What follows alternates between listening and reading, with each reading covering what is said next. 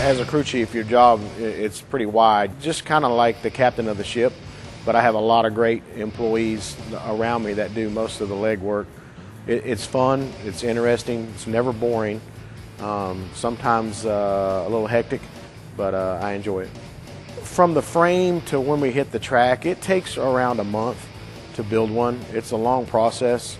Every major component that we run is welded. I'd say 95% of the parts on this race car, are welded up by people in our shop right here.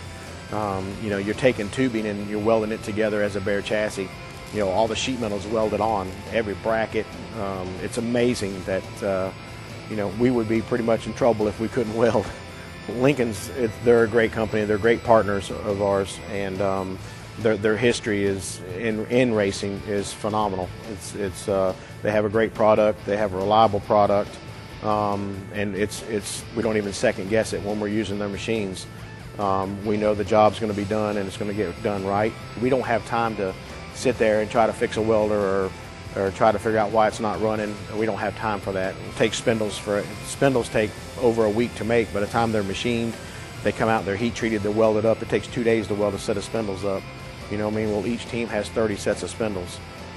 So it's a huge part of our success. So it's nice to have a company like Lincoln come in and that gives us the security that know that we got a good machine that's going to do a good job. Well, I think the difference in our team today, the Stewart-Haas Racing, is we're still allowed to work on our cars. We're not an assembly line based company.